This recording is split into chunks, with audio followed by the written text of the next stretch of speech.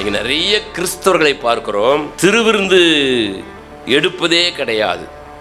ஆலயத்தில் நற்கருணையை எடுப்பதே கிடையாது. நற்கருணை என்றால் என்ன, திருவிருந்து என்றால் என்ன, ராபோஜனம் என்றால் என்ன என்று முழுவதும் அறிந்திருப்பதும் இல்லை. அல்லேலூயா. இது ஒரு கூட்டம். இன்னொரு கூட்டம் இருக்கிறது. தினந்தோறும் நாக்கை நீட்டி நீட்டி என்ன செய்வார்கள், அந்த ராபோஜனத்தை, பஸ்கா பலியை வாங்கி புசித்து கொண்டே இருப்பார்கள். சிலர் வாரம் ஒரு முறை, சிலர் மாதம் ஒரு முறை, சிலர் தினந்தோறும் அந்த பஸ்கா பலியை புசித்து கொண்டே இருப்பார்கள்.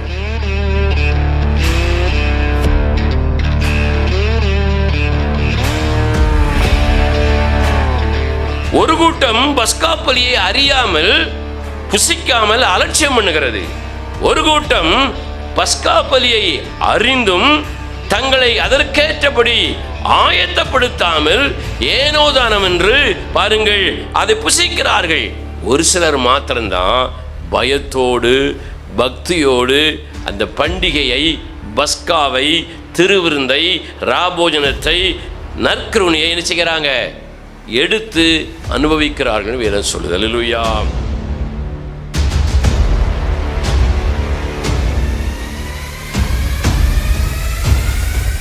ஒரு கூட்டம் திருவிருந்து நற்கருணை பற்றி என்ன செய்யாது, தெரியவே செய்யாது. அதனால் அதை எடுப்பதை பற்றியும் எடுக்காத பற்றி என்ன செய்யாது, கவலைப்படாது. ஒரு கூட்டம் துணிஞ்சு எடுக்கும். அல்லேலூயா. ஏன்னா அவங்களுக்கும் இது என்ன செய்யாது, திருவிருந்தை பற்றி தெரியாது. அல்லேலூயா.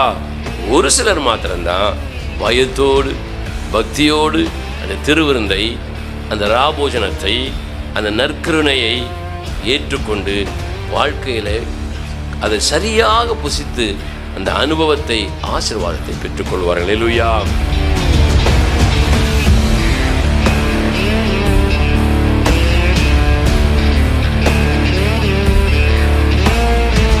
திருவிருந்தை அறிந்து அதை சரியாக புசித்தவருடைய வீடுகளில் யார் வரமாட்டா, சங்கார தூதன் வரமாட்டான். அல்லேலூயா. வாதைகள் வராது, அழிக்கிற தூதன் வரமாட்டான். அப்போ தேவன் சங்கார தூதனை அந்த தேவ ஜனங்களுடைய குடும்பங்களிலே வரவட்டாமல் இருக்க வேண்டுமானால், வாதை நுழையாமல் இருக்க வேண்டுமானால், அந்த பஸ்கா பண்டிகையை குறித்து, அந்த பஸ்கா பலியை குறித்து, அது புசிப்பதை குறித்து நம்ம என்ன செஞ்சிருக்கணும், தெளிவாக அறிஞ்சிருக்கணும். அல்லேலூயா.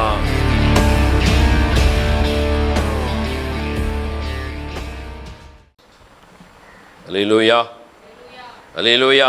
அல்லேலூயா. கர்த்தருடைய பரிசுத்த நாமத்திற்கு மகிமை உண்டாவதாக. ஆண்டவராகிய இயேசுவின் நாமத்தினாலே உங்கள் யாவரையும் வாழ்த்துகிறேன். இந்த 10வது மாதத்திலும் தேவன் நம்மை கிருபையோடு ஜீவனை தந்து சுகத்தோடு பலத்தோடு பிரவேசிக்க செய்திருக்கிறார்.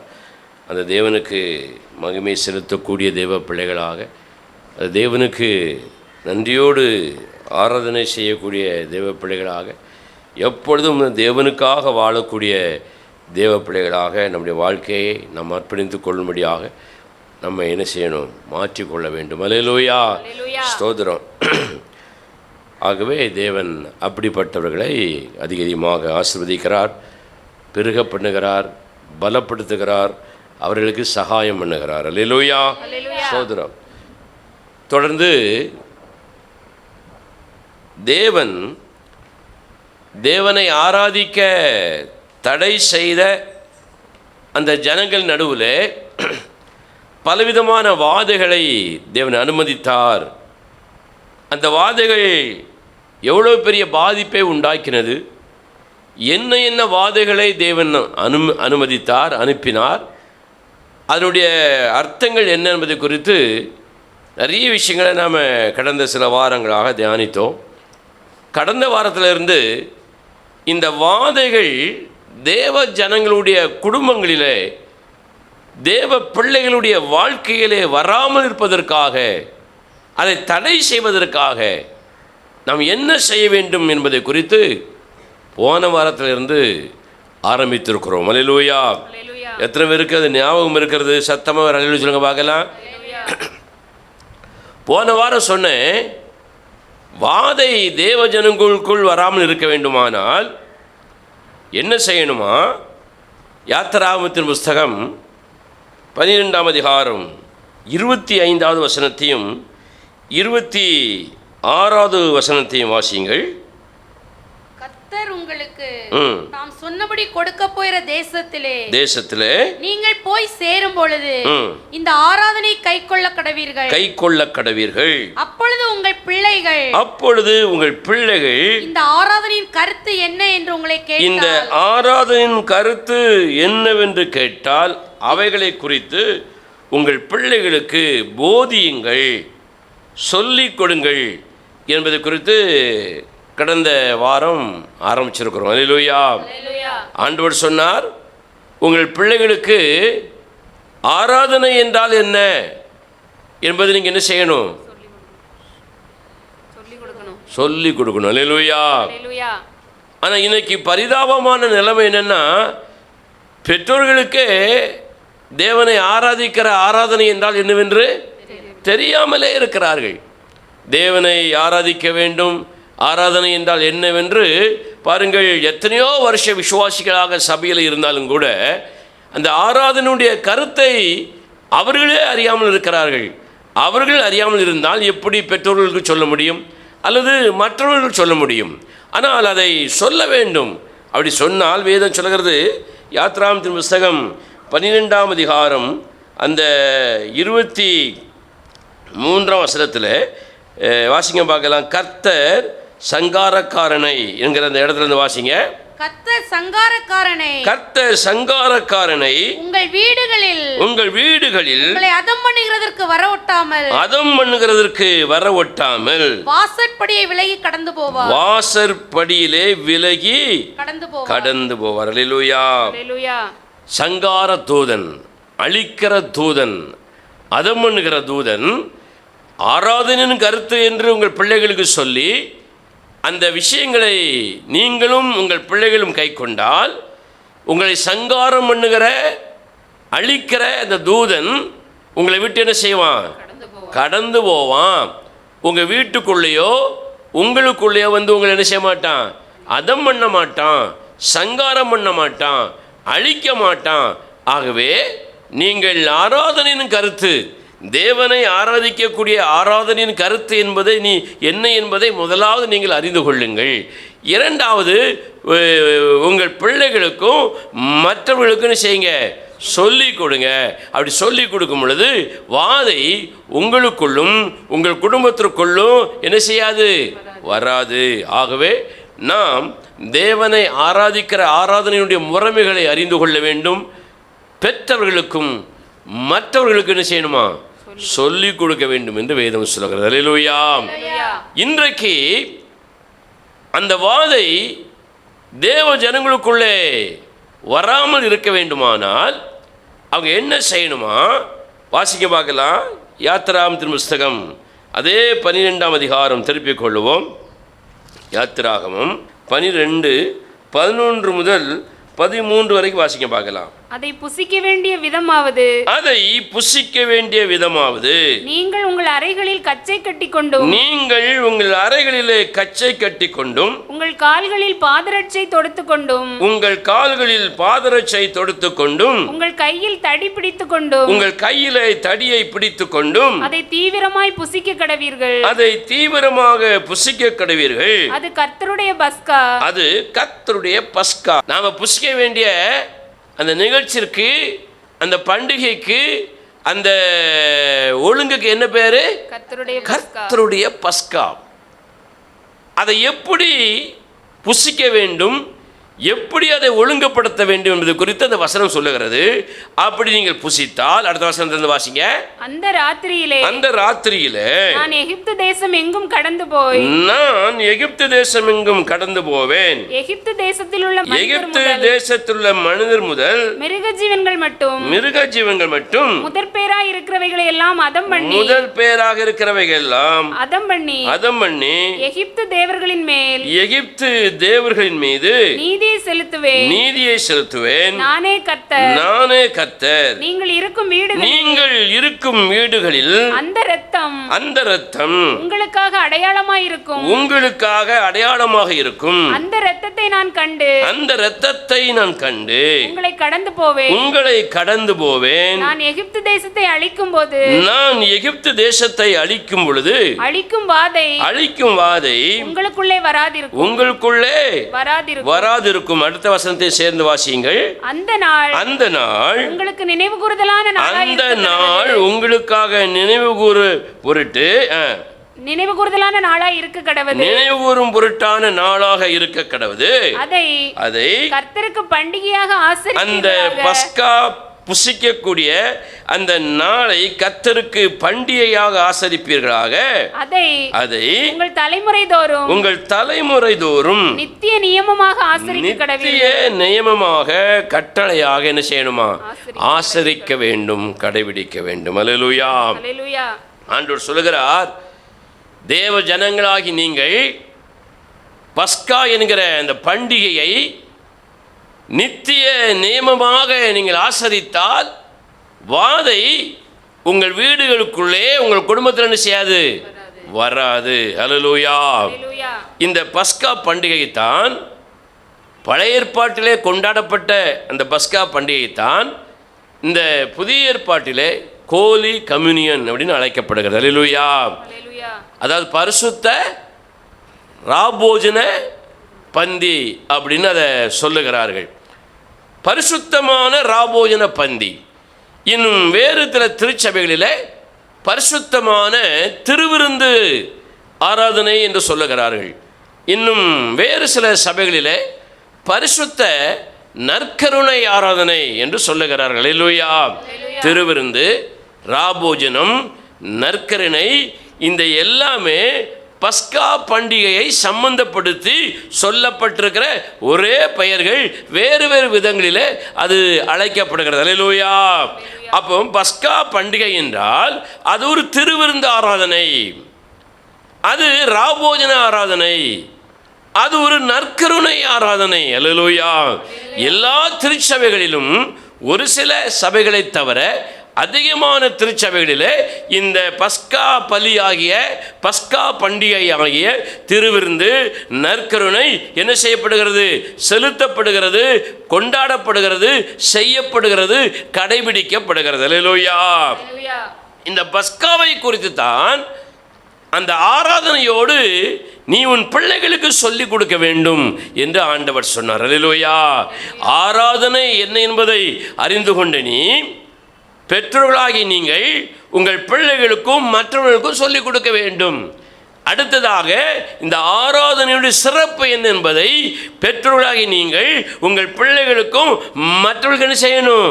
சொல்லிக் கொடுக்கணும். அப்படி சொல்லிக் கொடுத்தா சங்கார தூதன் உங்கள் வீட்டுக்குள்ள என்ன செய்ய மாட்டான்? வரமாட்டான். நான் முன்னால் பேய்கிட்டு இருப்பேன், எனக்கு பின்னால் யார் வருவா? சங்கார தூதன் வருவான்.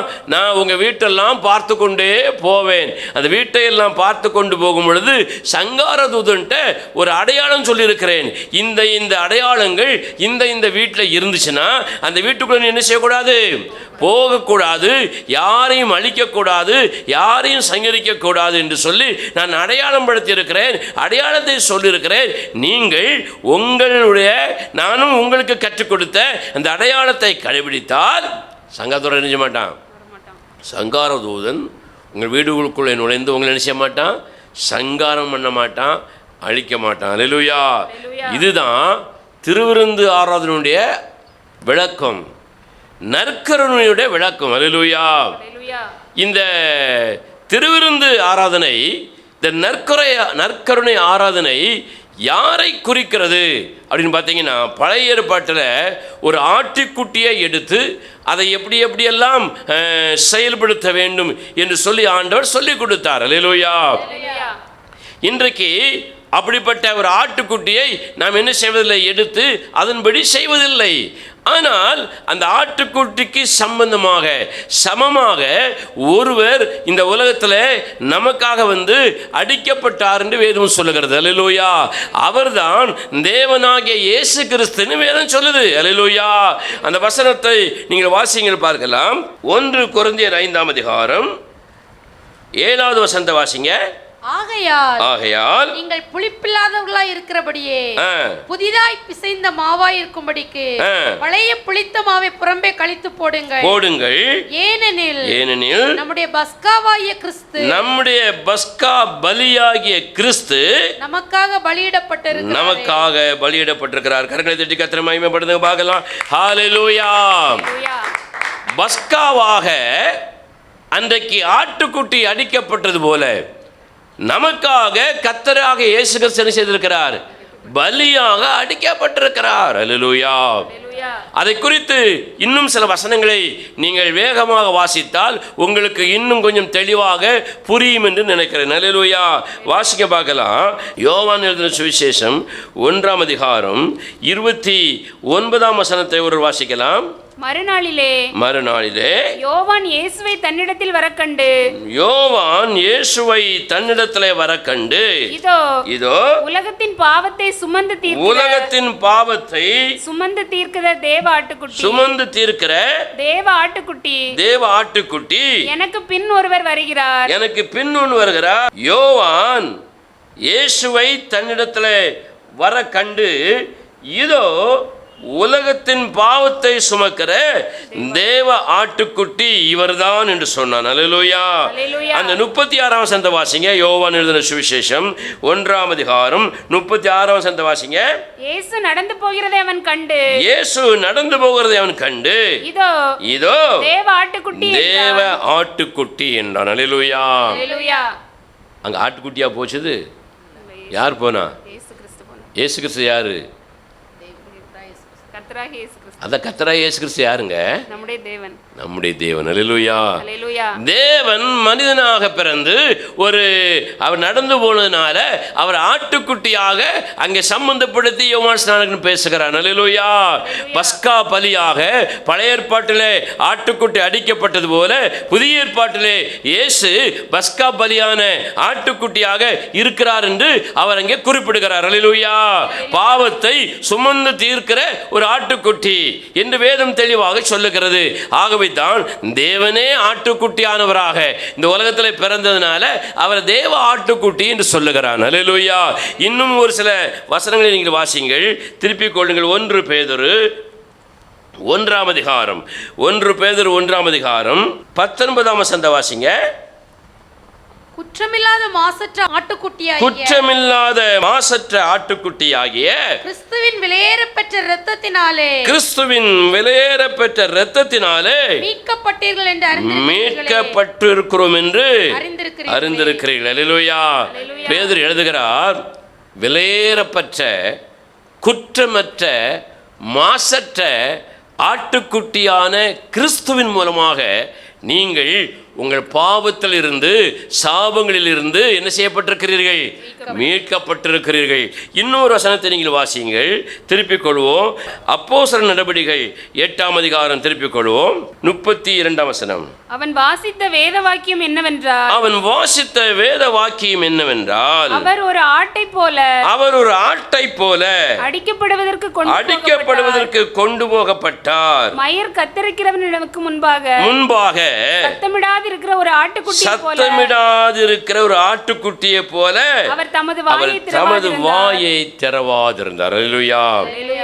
தேவனுடைய தீர்க்கதரிசிகள் ஊழியர்கள் சொல்லுகிறார்கள், அவர் ஒரு பாவத்தை சுமந்து இருக்கிற ஒரு தேவ ஆட்டுக்குட்டி. அல்லேலூயா. அவர் விலையேறப்பெற்றது மட்டுமல்ல, குற்றமில்லாத மாசற்ற ஒரு ஆட்டுக்குட்டி. அவர் நம்முடைய பாவங்களுக்காக அடிக்கப்பட போகிற ஒரு ஆட்டுக்குட்டி என்று இயேசு கிறிஸ்துவை குறித்து புதிய ஏற்பாட்டிலே தெளிவாக வசனங்கள் சொல்லப்பட்டிருக்கிறது. அல்லேலூயா.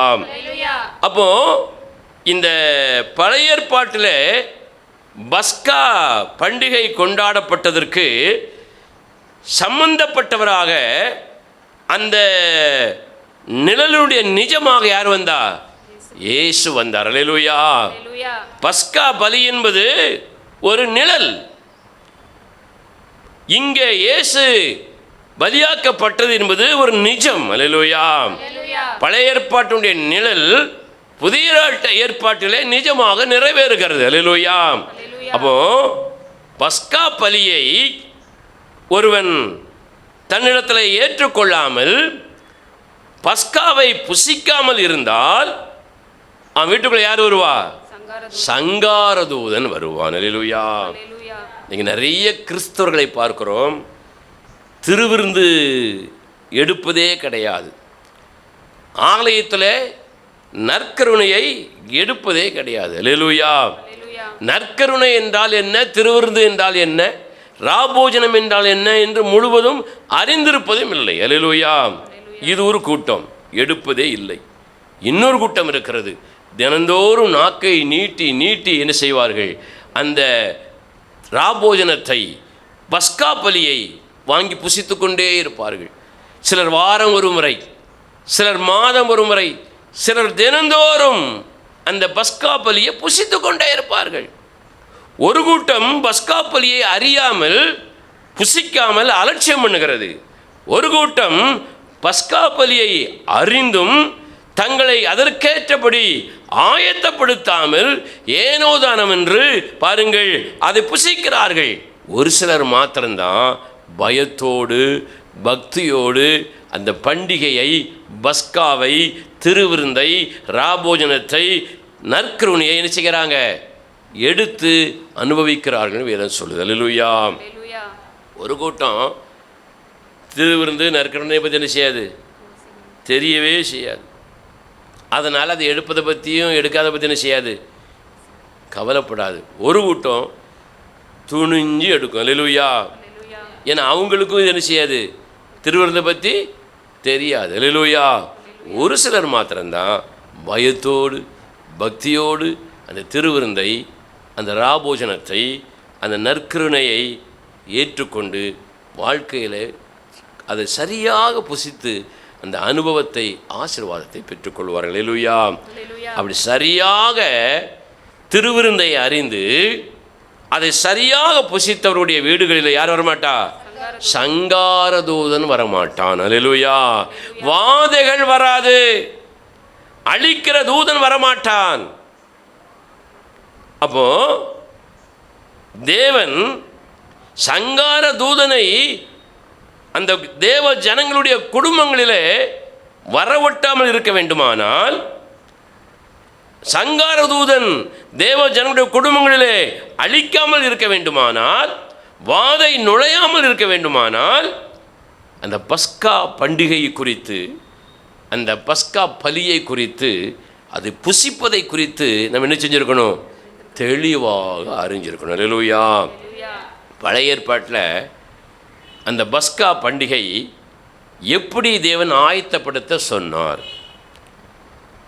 பஸ்கா பலியை, பண்டிகையை எப்படி ஆயத்தப்படுத்த தேவன் சொன்னார், பஸ்கா பண்டிகை குறித்து தெளிவாய் நீங்கள் அறிந்து கொள்ளும்படி உங்களோடு வேத வசனத்தின் அடிப்படையில் போதிக்க விரும்புகிறேன். அல்லேலூயா. அல்லேலூயா. அந்த முழு விவரமும் சொல்வதற்கு நமக்கு சமயம் ஒத்துழைக்காது. ஆனாலும் வேகமாய் சொல்லிக்கொண்டு போகிறேன். நீங்கள் அந்த காரியங்களிலே உண்மையிலே பஸ்கா பண்டிகையை கொண்டாடுவதற்கு, புசிப்பதற்கு தகுதி உள்ளவர்கள் தானா, ஆயத்தம் உள்ளவர்கள் தானா என்பதை என்ன செய்யணும்? அறிந்து கொள்ள வேண்டும். அல்லேலூயா. ஏனென்றால் வேதம் சொல்லுகிறது, பவுல் எழுதுகிறார் 1 கொரிந்தியர் 11ஆம் அதிகாரத்தில், அந்த பஸ்கா பண்டிகையை, பஸ்கா பலியை புசிக்கிறவர்கள் எப்படி இருந்து புசிக்கணுமா? நீங்கள் வாசிங்க பார்க்கலாம். 1 கொரிந்தியர் 11ஆம் அதிகாரம் 27ஆம் வசனத்தை வாசிங்க. இப்படி இருக்க எவன் அபாத்திரமாக கர்த்தருடைய அப்பத்தை புசித்து அவருடைய பாத்திரத்தில் பானம் பண்ணுகிறானோ அவன் கர்த்தருடைய சரீரத்தையும் இரத்தத்தையும் குறித்து குற்றமுள்ளவனாக இருப்பான். எந்த மனுஷனும் தன்னைத்தானே சோதித்து அறிந்து இந்த அப்பத்தில் புசித்து இந்த பாத்திரத்தில் பானம் பண்ண இந்த பாத்திரத்திலே பானம் பண்ண கடவன். பானம் பண்ண கடவன். எண்ணத்தினாலெனில் அபாத்திரமாய் போஜனமானம் பண்ணுகிறவன். அபாத்திரமாக போஜனம் பண்ணுகிறவன் கர்த்தருடைய சரீரம் இன்னதென்று நிதானித்து அறியாததினால் தனக்கு ஆக்கினை தீர்ப்பு வரும்படி புசிக்கிறான், போஜனம் பண்ணுகிறான். இது நிமித்தம் உங்களில் அநேகர் பலவீனர்களாக வியாதி உள்ளவர்களாக இருக்கிறீர்கள். அநேகர் நித்திரையும் அடைந்திருக்கிறீர்கள். நம்மை நாமே நிதானித்து அறிந்தால் நியாயம் தீர்க்கப்படும். நமக்கு நியாய தீர்ப்பு இல்லை. அல்லேலூயா. பவுல் எழுதுகிறார், கர்த்தருடைய ராபோஜனத்தில் நீங்கள் பங்கு வரும் பொழுது முதல்ல நீங்கள் அதற்கு தகுதி உள்ளவர்களாக இருக்கிறீர்களா அப்படிங்கிறத புரிஞ்சுக்கணும். அல்லேலூயா. தகுதி என்பது ஒழுங்குமுறையின் அடிப்படையில் ஆலயத்திற்கு வருவது அல்ல. சத்தமாக ஜெபிப்பதும் ஆராதிப்பதும் அல்ல. காணிக்கைகளையும் தசமபாகங்களையும் கொடுப்பது அல்ல. அல்லது வெள்ளை உடைகளை உடுத்துவதல்ல. நகை போடுவதோ நகை கலத்துவதோ அல்ல. அல்லது பிரசங்கிப்பது அல்ல. ஊழியம் செய்வது அல்ல. இவைகள் அல்ல இதற்கு தகுதி. அதற்கு என்ன தகுதி என்பதை வேதம் நிறைய காரியங்களை சொல்லுகிறது. அந்த காரியங்கள் நம்மிடத்தில் இருக்கிறதா என்று அறிந்துதான் என்ன செய்யணுமா? ராபோஜனம் எடுக்கணும். முதல்ல ராபோஜனம் என்றால் என்ன என்று தெரியாதவர்கள் ரசத்தை பானம் பண்ணவோ அப்பத்தை புசிக்கவோ கூடாது. ஏனென்றால் உங்களுக்கு அது என்னன்னு தெரியல. அல்லேலூயா. நீங்கள் அதை அறியாமல் புசித்தால் நீங்கள் பலவீனர்களாக, வியாதியினாலே தாக்கப்பட்டவர்களாக, மரணத்தை இளம் பிராயத்திலே சந்திக்கிறவர்களாக மாறுவீர்கள் என்று வேதம் சொல்லுகிறது. ஆகவே நம்மை குறித்து நாமே நிதானிக்கணும். நாம் சரிதானா? இந்த திருவிருந்து ஆராதனையில் பங்கு பெறுகிற நாம் தகுதி உள்ளவர்கள் தானா? வேதம் சொல்லுகிற தகுதி என்னிடத்தில் இருக்கிறதா? உச்சம் தலைமுதல் உள்ளங்கால் வரை பழுதில்லாதவனாக பழுதில்லாதவளாக இந்த திருவிருந்து ஆராதனையிலே நான் கலந்து கொள்கிறேனா என்கிற ஒரு நிதானம் நமக்கு என்ன செய்யணும்? கட்டாயம் இருக்கணும். அல்லேலூயா. அப்படி நிதானித்து இந்த திருவிருந்து ஆராதனையிலே அல்லது கர்த்தருடைய ராபோஜனத்தில் அல்லது நான் சொன்னது போல பரிசுத்தமான நற்கருணையிலே நாம் பயமில்லாமல் கலந்து கொண்டால், நம்மை தகுதிப்படுத்தாமல் கலந்து கொண்டால் அநேக வாதைகளும் சங்காரங்களும் நம்முடைய வாழ்க்கையிலே உண்டாகிவிடும் என்று வேதம் சொல்லுகிறது. அல்லேலூயா. தகுதியோடு நிதானித்து அறிந்து நாம் அதிலே கலந்து கொண்டால் வாதை நமக்குள்ள என்ன செய்யாது? வராது என்று வேதம் சொல்லுகிறது. அல்லேலூயா. அப்போ திருவிருந்து, ராபோஜனம், நற்கருணை எப்படி புசிக்கப்பட வேண்டும்? யார் அதை புசிக்கணும்? புசிக்கிறவர்கள் எந்த அடிப்படையில் அந்த தகுதியை அவர்கள் பெற்றுக்கொள்ள முடியும் அல்லது பெற்றுக்கொள்ள வேண்டும்? பழைய ஏற்பாட்டில் இருந்து புதிய ஏற்பாட்டு வரை தொடர்ச்சியாக அப்படியே கனெக்டாக ஆண்டு எழுதி வச்சிருக்காரு. அல்லேலூயா. அது என்ன எழுதி வைத்திருக்கிறாரு? 430 வருடம் அடிமையாக இருந்து தேவன் விடுதலை ஆக்கின அந்த ஜனங்கள், தேவனை ஆராதிக்கிற முறைமை குறித்து அறிந்து கொண்ட அந்த ஜனங்கள், அந்த பெற்றோர்களும் பிள்ளைகளும் மற்றவர்களும் அதை என்ன செய்தார்கள்? எடுத்தார்கள், புசித்தார்கள் என்று வேதம் சொல்லுகிறது. அல்லேலூயா. அப்போ இந்த பஸ்கா பலி யாருன்னு சொன்னேன்? நம்முடைய கர்த்தராகிய இயேசு கிறிஸ்து. இயேசு தான் அந்த பஸ்கா பலி. அல்லேலூயா. இதை நிழலாக பழைய ஏற்பாட்டு சொல்லுகிறது, நிஜமாக புதிய ஏற்பாட்டில் அது நிறைவேறுகிறது. அல்லேலூயா.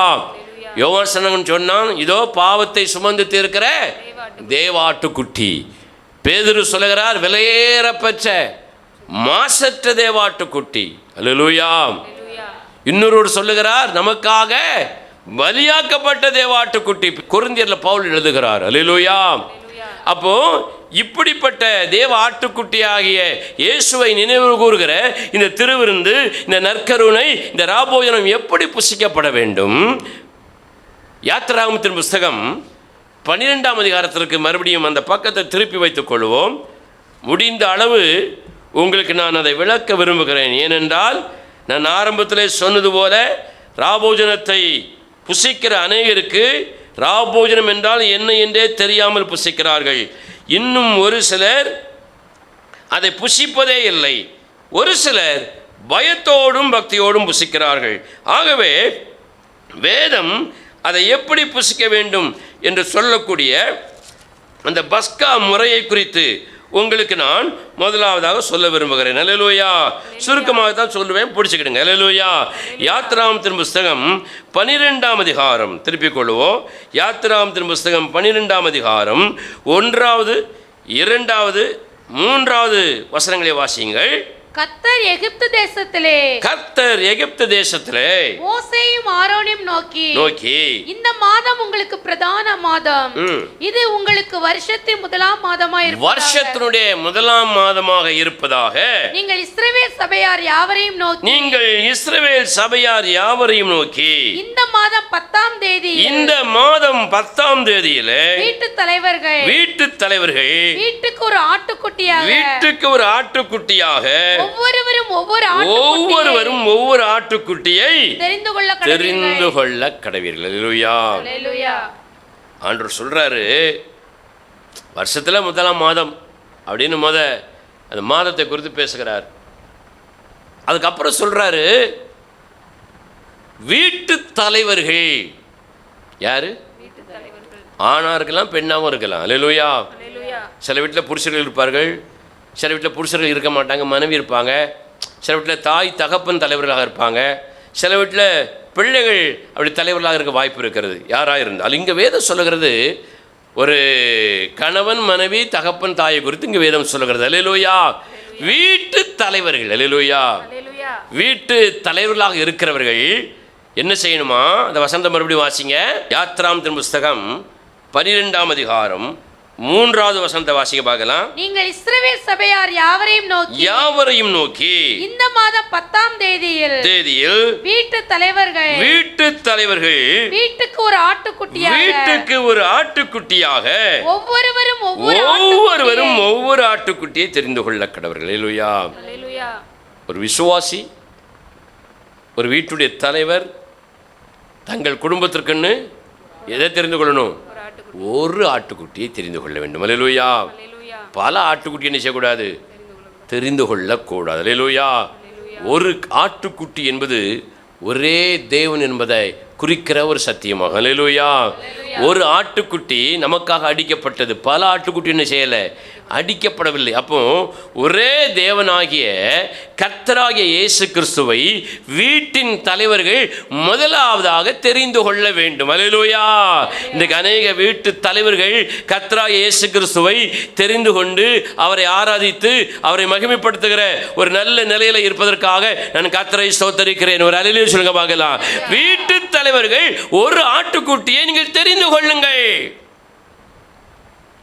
இதுவரைக்கு இயேசுவை மெய்யான தேவனாக தெரிந்து கொள்ளாதவர்கள், இந்த செய்தியை இணையதளத்திலே கேட்கிறவர்கள், இயேசுவே மெய்யான தேவன் என்பதை நீங்கள் தெரிந்து கொண்டு உங்கள் குடும்பத்திற்காக அவரை ஒரு தேவனாக அங்கீகரித்துக் கொள்ளுங்கள். அல்லேலூயா. வீட்டு தலைவர்கள் தெரிந்து கொள்ள வேண்டிய முதல் காரியம், தேவனை ஒரே ஆட்டுக்குட்டியை உங்கள் குடும்பத்திற்காக தெரிந்து கொள்ளுங்கள். அல்லேலூயா. நீங்க நிறைய பேரை பார்க்குறோம், ஒரே குடும்பத்துக்குள்ள ஒன்று இயேசுவை கும்பிடுது, இன்னொன்று வேறொரு ஆளை கும்பிடுது. ஒன்று தேவனை கும்பிடுது, இன்னொன்று தூதர்களை கும்பிடுது. ஒன்று தேவனை கும்பிடுது, இன்னொன்று பரிசுத்தவான்களை கும்பிட்டு கிடக்கு. அல்லேலூயா. இன்னும் சில கிறிஸ்தவ குடும்பத்தில் ஒன்று தேவனை கும்பிடுது, ஒன்று பியாய் பிசாசை கும்பிட்டு கிடக்கு. அல்லேலூயா. ஒன்று உன்னதமான ராஜ்யத்தை நோக்கி தேவனை கும்பிட்டு இருக்கு, இன்னும் சிலது இந்த உலகத்தில் வாழணும் என்பதற்காக எப்படியோ எதை இல்லாமோ கும்பிட்டு கிடக்கு. அல்லேலூயா.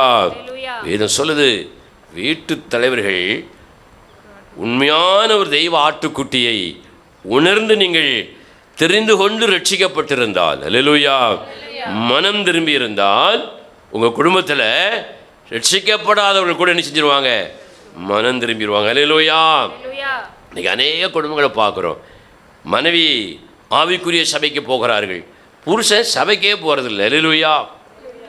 சில குடும்பங்களில் பெற்றோர்கள் தகப்பனும் தாயும் ஆவிக்குரிய சபைக்கு போகிறார்கள், பிள்ளைகள் சபைக்கே போவதில்லை, அல்லது பிள்ளைகள் வேறு பல பல சபைகளுக்கு போகிறார்கள். அல்லேலூயா.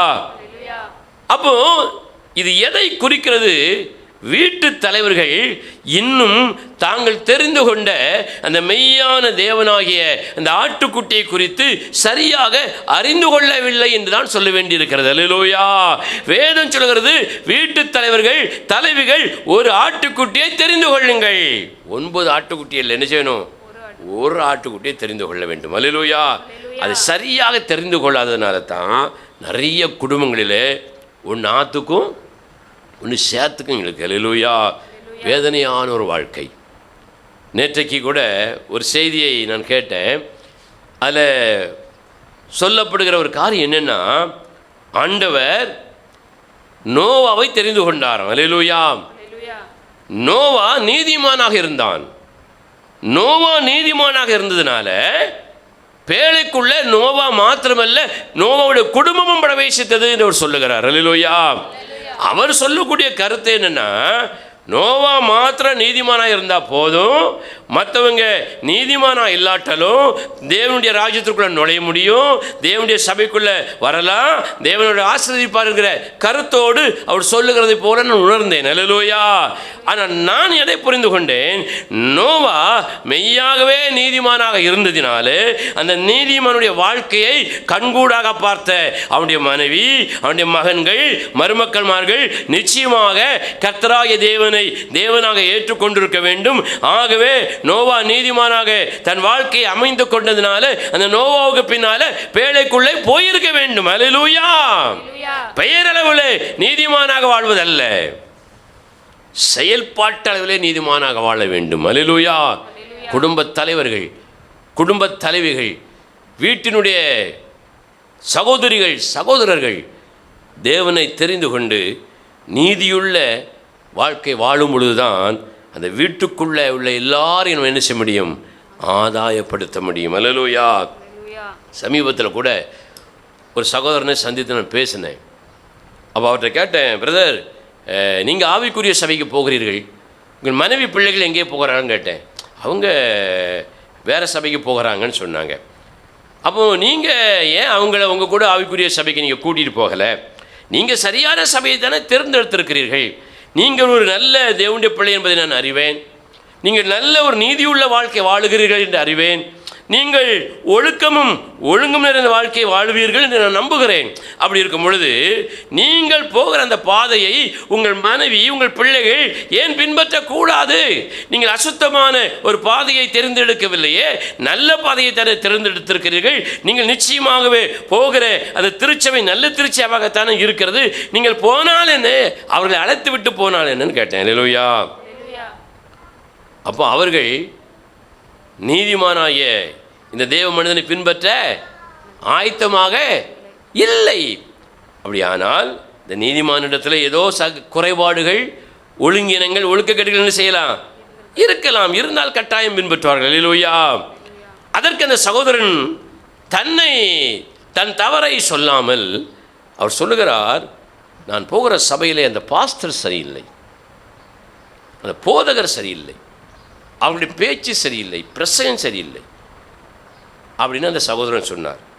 அப்போ நான் சொன்னேன், அவருடைய பேச்சு சரியில்லை என்று சொல்கிறீர்கள், பிரசங்கம் சரியில்லை என்று சொல்கிறீர்கள், நீங்களும் அந்த சபையை நிறுத்திவிட வேண்டியதானே? நீங்களும் குடும்பமாக உங்கள் மனைவியோடு சேர்ந்து உங்கள் மனைவி போகிற திருச்சபைக்கே நீங்கள் போக வேண்டியதானேன்னு கேட்டேன். பதில் இல்லை. அல்லேலூயா. ஏன் நான் இதை சொல்லுகிறேன்? நாம் குடும்பமாக சாப்பிட போகிறோம், குடும்பமாக துணி எடுக்க போகிறோம், நகை எடுக்க போகிறோம், உல்லாசமாய் போகிறோம், திருமண வீடுகளுக்கு போகிறோம், ஒரே வீட்டிலே ஒரே டைனிங் ஹாலில் அமர்ந்து சாப்பிடுகிறோம், ஒரே படுக்கைக்கு போகிறோம், கருத்துக்களை ஒரே மாதிரி உட்கார்ந்து பரிமாறிக்கொள்கிறோம். ஆனால் தேவனை குறித்தும் தேவனை ஆராதிக்கிற முறைமையை குறித்தும் நம்முடைய பிள்ளைகளுக்கு சொல்லிக் கொடுக்காததுனால அந்த பிள்ளைகள் அந்த ஆராதனை முறைமையை கற்றுக்கொள்ளவும் இல்லை, அறிந்து கொள்ளவும் இல்லை, தெரிந்து கொள்ளவும் இல்லை. ஆகவே தேவனை பின்பற்றுவதும் இல்லை. அல்லேலூயா. ஆகவே வீட்டின் தலைவர்களாக இருக்கிற தலைவிகளாக இருக்கிற தேவ பிள்ளைகள் நீங்கள் தெரிந்து கொண்ட அந்த கர்த்தராகிய இயேசு கிறிஸ்துவை குறித்து உங்கள் வீட்டாரோடு பேசுங்கள். அல்லேலூயா. நீங்கள் விசுவாசித்தால் நீங்களும் உங்கள் வீட்டாரும் என்ன செய்வீர்கள்? ரட்சிக்கப்படுவீர்கள். கரங்களை தட்டி கர்த்தரை மகிமைப்படுத்த பார்க்கலாம். அப்போ முதலாவதாக ஒரே தேவன் என்கிற சத்தியத்தை நாம் அறிந்து கொண்டு நம்முடைய மனைவி, பிள்ளைகளுக்கு, கணவனுக்கு போதிக்க வேண்டும். அதை முதலாவதாக இந்த வேத வசனம் குறிப்பிடுகிறது. ரெண்டாவதாக அவர்கள் பஸ்கா பலியிலே புசிக்கிறவர்கள் எப்படி இருக்கணுமா? வாசிக்க பார்க்கலாம். யாத்ராகமத்தின் புஸ்தகம் 12ஆம் அதிகாரம், யாத்ராகமம் 12ஆம் அதிகாரம் அந்த 4வது வசனத்தை வாசியுங்கள். ஒரு வீட்டில் இருக்கிறவர்கள் ஒரு ஆட்டுக்குட்டியை புசிக்கிறதற்கு போதுமான பேர்களாய் இராமற் போனால், ஒரு ஆட்டுக்குட்டியை புசிப்பதற்கு போதுமான பேர்களாய் இராமல் போனால் அவனும் அவன் சமீபத்தில் இருக்கிற அவனுடைய அயல் வீட்டுக்காரனும் தங்களிடத்தில் உள்ள ஆத்துமாக்களின் லக்கத்திற்கு தக்கதாக ஒரு ஆட்டுக்குட்டியை தெரிந்து கொள்ள வேண்டும். அவனவன் புசிப்புக்கு தக்கதாக லக்கம் பார்த்து ஆட்டுக்குட்டியை தெரிந்து கொள்ள வேண்டும். இரண்டாவது வேதம் சொல்லுது, முதலாவது வீட்டு தலைவர்கள் ஆட்டுக்குட்டியை தெரிந்தாச்சு. ஆட்டுக்குட்டி வந்த உடனே அவர் ரட்சிக்கப்பட்டார், அவர் மனைவி ரட்சிக்கப்பட்டாங்க, பிள்ளைகள் ரட்சிக்கப்பட்டுட்டு, பேரப்பிள்ளைகள் ரட்சிக்கப்பட்டுட்டு, இன்னும் சொல்ல போனால் ரட்சிக்கப்பட்டவனுடைய வீட்டில் இருக்கிற அத்தனை பேரும் ரட்சிக்கப்பட்டாச்சு. ஒரு அல்லேலூயா சொல்லுங்க பார்க்கலாம். தேவன் அவ்வளவு மகாபரிய காரியங்களை செய்கிறவர். அப்படி ரட்சிக்கப்பட்டுட்டீங்க. அல்லேலூயா. ரட்சிக்கப்பட்ட பிறகு இப்போ ஆட்டுக்குட்டி மீதி கொஞ்சம் இருக்கு. அல்லேலூயா. நாங்கள்லாம் சாப்பிட்டாச்சு, நாங்கள்லாம் ரட்சிப்பின் அனுபவத்தை பெற்றாச்சு. இப்போ இந்த ரட்சிப்பின் அனுபவத்தை நம்ம என்ன செய்யணும்? பக்கத்து வீட்டில் உள்ளவங்களுக்கு என்ன செய்யணுமா? அறிவிக்க வேண்டும். நீ பக்கத்தில் உள்ள ஆளுக்கு சொல்லணும். நீங்களும் உங்கள் மனைவி, பிள்ளைகள் மாத்திரம் ரட்சிக்கப்பட்ட போதாது, உங்கள் அருகில் இருக்கிற நண்பர்களுக்கு, உறவுகளுக்கு, அறிமுகமானவர்களுக்கு இயேசுவை பற்றி சொல்லணும். நம்ம வீட்டிலேயே நிறைய பேர் என்ன செய்யல, ரட்சிப்புக்குள்ள வரல, நம்ம பக்கத்து வீட்டில் சொல்ல முடியாது. ஆனால் வேதம் சொல்கிறது, நீ உன்னையும் உன் குடும்பத்தையும் ஆண்டவருக்குள்ளாக நிலைநிறுத்தி விட்டு பக்கத்து வீட்டில் உள்ளவங்களுக்கு சொல்லு, கூப்பிட்டு கொடு. அல்லேலூயா. நம்ம கூப்பிடவும் மாட்டோம், சொல்லவும் மாட்டோம். சொன்னால் அவன் திருப்பி கேட்பான். அல்லேலூயா. நான் அடிக்கடி சொல்லக்கூடிய ஒரு சம்பவம், சுவிசேஷம் அறிவிப்பதற்கு ஒரு சுவிசேஷ கூட்டம் போய் தெருவில் நின்று பேசி கொண்டிருந்த பொழுது அவர்கள் சொன்ன ஒரு வார்த்தை, இயேசு நல்லவர். யார் நல்லவர்? இயேசு நல்லவர், வாங்க, இயேசு நல்லவர், வாங்க, இயேசு நல்லவர், வாங்க அப்படின்னு சத்தம் போட்டு ஆண்டவரை குறித்து பேசினார்களாம். ஒருவன் வந்து கேட்டான், நான் தம்பிங்க வா, இயேசு நல்லவர்னு எனக்கு தெரியும், நீ நல்லவனா மூலன்னு கேட்டான். அல்லேலூயா. இயேசு நல்லவர்னு சொல்கிறல, எனக்கு உனக்கு முன்னாலே தெரியும் இயேசு நல்லவர்னு, நீ நல்லவனா, நீ நல்லவடா என்று திருப்பி கேட்டார்களாம். பதிலே இல்லை. அல்லேலூயா. இதனால் அவன் வாய் திறந்திருப்பானா? இனிமே வாயே திறந்திருக்க மாட்டான். அல்லேலூயா. நீங்கள் உங்கள் வீடுகளிலே மற்றவர்களுக்கு பக்கத்தில் இருப்பவர்கள் கூட இயேசுவை குறித்து தைரியமாக ஒரு உறுதியாக பேசாவிட்டால் உங்கள் ரட்சிப்பு கூட அரைகுறையாகத்தான் இருக்கிறது. உங்களை சரிப்படுத்தி கொள்ளுங்கள் என்று சொல்கிறேன். அப்பொழுதுதான் திருவிருந்து ஆராதனையிலே அது நிறைவான ஒரு பலனை உங்களுக்கு கொண்டு வரும். அல்லேலூயா. இல்லாவிட்டால் வாதைகளும் சங்காரங்களும் அழிவுகளும் நம்ம குடும்பத்தை சுற்றி சுற்றி வரும் என்று வேதம் சொல்லுகிறது. அல்லேலூயா. அப்போ இரண்டாவதாக நாமும் நம்முடைய வீட்டாரும் நம் வீட்டுக்கு அருகில் இருக்கிற அறிமுகமானவர்களுக்கும் இந்த ஆட்டுக்குட்டியை குறித்து என்ன செய்யணும்? சொல்லணும். அல்லேலூயா. ஏன்னா உலகம் முழுவதும் எப்படி இருக்கு? பாவம் பெருகி கொண்டிருக்கிறது. அல்லேலூயா. விசுவாசிகளும் பாவத்தோடு ஓடிக்கொண்டிருக்கிறார்கள். விசுவாச பெற்றோர்கள் பாவத்தோடு பிள்ளைகளோடு ஓடுகிறார்கள். விசுவாச கணவன் பாவத்தில் மனைவியோடு ஓடுகிறான். விசுவாசத்தில் உள்ள நல்ல மனைவி பாவத்தில் இருக்கிற கணவனோடு ஓடுகிறாள். அல்லேலூயா. அதனால் என்ன செய்து மனுக்குலமே அழிந்து போகிறது. அல்லேலூயா. மனுக்குலமே அழிந்து போகிறது. அதனால் ஒரு பக்தன் பாடினான், பாவம் பெருகுதே பாரும் பரநேசுவே. அல்லேலூயா. எவ்வளோ பெரிய பாரத்தோடு அந்த பாடல் எழுதப்பட்டிருக்கு தெரியுமா? எவ்வளோ பெரிய வேதனையோடு அந்த பாட்டு எழுதப்பட்டிருக்கு தெரியுமா? அந்த பாரம் உங்களுக்கு இருக்குமானால் நீங்களும் உங்கள் வீட்டாரும் உங்கள் பக்கத்திலே அருகிலே இருக்கிறவர்களும் ரட்சிப்புக்குள்ளாக வழிநடத்துவதற்கு சுவிசேஷத்தை அறிவிப்பீர்கள். அல்லேலூயா. இந்த பாட்டை பாடுமா? பாவம் பெருகுதே பாரும் பரநேசுவே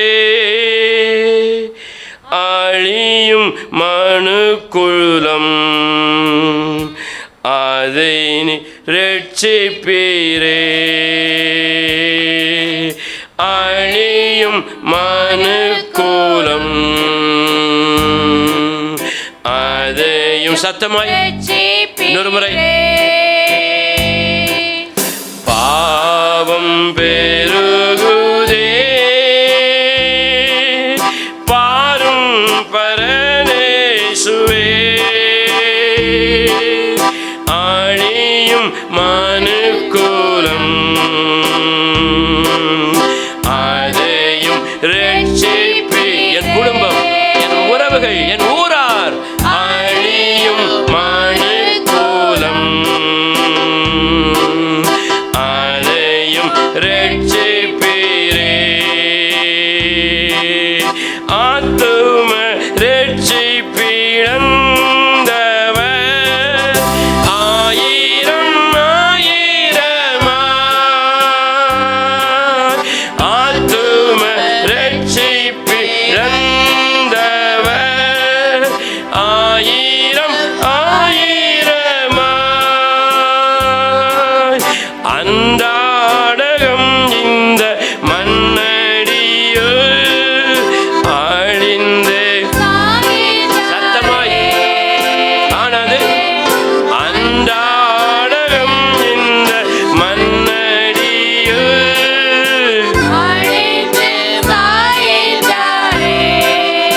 வேதம் சொல்லுகிறது, எவ்வளவுதான் ரட்சிக்கப்பட்டாலும் தேவன் மேல் வாஞ்சியோடு வளராத தேவ பிள்ளைகள் கூட ரட்சிப்பை விட்டு தூரமாக விலகி போயிருக்கிறார்கள். அல்லேலூயா. வேதனையான ஒரு விஷயம். தேவனுக்காக வாழ்ந்தவர்கள், சத்தியத்துக்காக வாழ்ந்தவர்கள், என் கணவன், என் மனைவி, என் பிள்ளைகள், தொழில், குடும்பம், பேரன், பேத்தி என்று சொல்லி ரட்சிப்பை மறந்து, ரட்சிப்பை பற்றி கவலையற்று உலகத்தினுடைய போக்கிலே வாழ்ந்து கொண்டிருக்கிறார்கள். சமீபத்தில் கூட நடந்த ஒரு சம்பவம். ஒரு சினிமா நடிகர் வந்து விட்டார் என்பதற்காக ஒரு பெருங்கூட்டம் அங்கே அலைய மோதி 40 பேருக்கு மேலாக மரித்து விட்டார்கள். எவ்வளோ பரிதாபமான ஒரு நிலை பாருங்கள். நீங்கள் எத்தனை பேருக்கு சுவிசேஷம் சொல்லியிருக்கிறீர்கள்? நீங்கள் உங்கள் குடும்பத்திற்கும் உங்கள் உறவுகளுக்கும் நீங்கள் சுவிசேஷம் சொல்லாவிட்டால் இதே நிலை நம்ம குடும்பத்துக்குள்ள நாளைக்கு நடக்கும். அல்லேலூயா. என் மனைவி, என் கணவன், என் மகன், என் மகள், என் பேரப்பிள்ளைகள் இப்படி பரிதாபமான ஒரு இக்கட்டுகளிலே, ஒரு சூழ்நிலைகளிலே, சங்கார தூதனுடைய கைகளிலே அகப்பட்டு மடிந்து போவதை நம்முடைய கண்கள் பார்க்கும். எனக்கு ஒரு மருத்துவர் சொல்லுகிறார், பழைய காலங்களிலே வயதானவர்கள் சாவார்கள், அதற்கு பின்பு அடுத்த வயதானவர்கள் சாவார்கள். வயது அடிப்படையில் செத்து கொண்டிருந்தார்கள். இன்றைக்கு வயதானவர்கள் உயிரோடு இருக்கிறார்கள். வயது இளையும் பிள்ளைகள், இளம் குழந்தைகள், இளம் பெண்கள் இறந்து கொண்டே இருக்கிறார்கள். வேதனையான ஒரு விஷயம். இனி வரக்கூடிய நாட்களில் அது பெருகும் என்று மருத்துவம் கணித்திருக்கிறது என்று அவர் சொன்ன பொழுது எனக்கெல்லாம் அவ்வளோ வேதனை. இருந்து தப்புவதற்கு மருத்துவம் முழுவதும் உதவி செய்யாது, மருந்து முழுவதும் உதவி செய்யாது. சகோதரா, சகோதரி, மருத்துவர்கள் முழுவதும் உன்னை காப்பாற்ற முடியாது. பரிகாரியான தேவன் மாத்திரம்தான் உன்னை காப்பாற்ற முடியும். அதற்கு நீங்கள் ரட்சிப்பை குறித்து கவலைப்பட்டு உங்கள் வீட்டாரோடு பேசுங்கள், உங்கள் உறவுகளோடு பேசுங்கள். அவர்கள் அந்த அழிவிலிருந்து தப்பட்டும். அல்லேலூயா. அந்த பக்தன் பாடுகிறான், ரட்சிப்பின் நற்செய்தியை கேட்டவர்கள் எச்சரிப்பை வெறுத்தார்கள், இன்றைக்கு இயேசுவை இழந்து கெட்டெழிந்து கொண்டிருக்கிறார்கள் என்று பாடுகிறான். அந்த இடத்துல நம்ம இருந்தால் உண்மையிலே நம்ம மனம் திரும்புவோம்.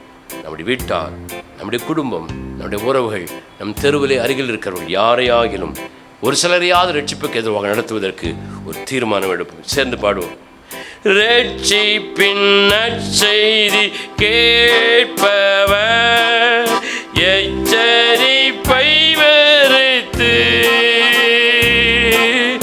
ரட்சிப்பின் நற்செய்தி கேட்டவர் எச்சரிப்பை வெறுத்து, இரட்சகரேசுவை இழந்தோரா இன்றும் கெட்டழிகின்றார்.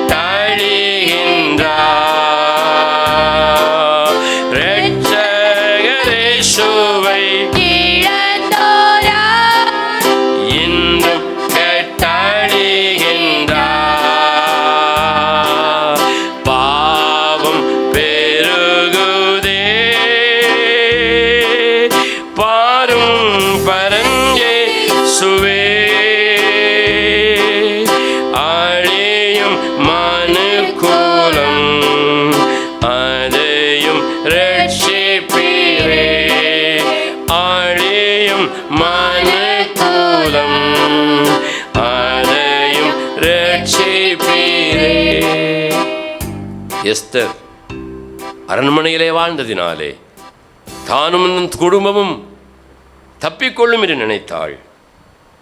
தேவ மனிதன் திருக்கு தரிசனமாக சொன்னான், நீ இந்த ஜனங்களுக்காக பரிதாபப்படாவிட்டால், இந்த ஜனங்களுக்காக ரட்சிப்பின் சுவிசேஷத்தை நீ அறிவிக்காவிட்டால், நீ செத்தாலும் பரவாயில்லை, இந்த ஜனங்களை நீ ரட்சிப்புக்கு ஏறவாக வழிநடத்தாவிட்டால் நீ அரண்மனையிலே இருப்பதினாலே தப்பிக்கொள்ளலாம் என்று நினைக்காதே. பணமும் பதவியும் பொருளும் இருப்பதினாலே, படிப்பும் இருப்பதினாலே தப்பிக்கொள்ளலாம் என்று நினைக்காதே. நீயும் உன் குடும்பம் அழிந்து போவீர்கள் என்று சொன்ன எச்சரிப்பை கேட்டு பயந்து தேவ ஜனங்களுக்காக என் ஜனம் என் குலம் ரட்சிக்கப்பட வேண்டும் என்று சொல்லி சாவை பொருட்படுத்தாமல் போனவள் எஸ்தர். அருமையான தேவனுடைய பிள்ளையே, உங்கள் குடும்பம், உங்கள் ஜனம், உங்களுடைய உறவுகள் ரட்சிக்கப்படும்படியாக ஒப்பு கொடுங்க. அப்படி ஒப்பு கொடுக்கப்பட்ட மனநிலையில் இருப்பவர்கள் தான் பஸ்கா பலியை புசிப்பதற்கு தகுதி உள்ளவர்கள் என்று இரண்டாவது தகுதியை வேதம் சொல்லுகிறது. ஒருவேளை அந்த தகுதியை இழந்திருந்தால், ஆண்டவரே நான் என்னை தகுதிப்படுத்துகிறேன், இனி நான் சொல்லுவேன், ஆண்டவரே இந்த தவறிலிருந்து மனம் திரும்புகிறேன், என் குடும்பத்தை ரட்சிப்புக்கு நேராக நடத்துவேன், நான் ரட்சிப்பை பெற்றுக்கொள்வேன், என் உறவுகளை ரட்சிப்புக்கு நேராக நடத்துவேன் என்ற அர்ப்பணிப்போடு இந்த திருவிருந்து ஆராதனையில் நீங்கள் பங்கு பெறும்படியாக உங்கள் அன்பாய் வேண்டிக் கொள்கிறேன். மெய்யாகவே தேவன் என்னோடு பேசியிருக்கிறார் என்று சொல்லக்கூடியவர்கள் கரங்களை தட்டி கத்திர மகிமைப்படுத்த பார்க்கலாம் சத்தமாய். ஹல்லேலூயா, ஹல்லேலூயா, ஹல்லேலூயா. சோதரம் நம்ம எல்லாரும் அப்படி எழுப்பி நிற்போம். மீதியான செய்தியை தொடர்ந்து அடுத்த வாரம் நம்ம தியானிக்கலாம்.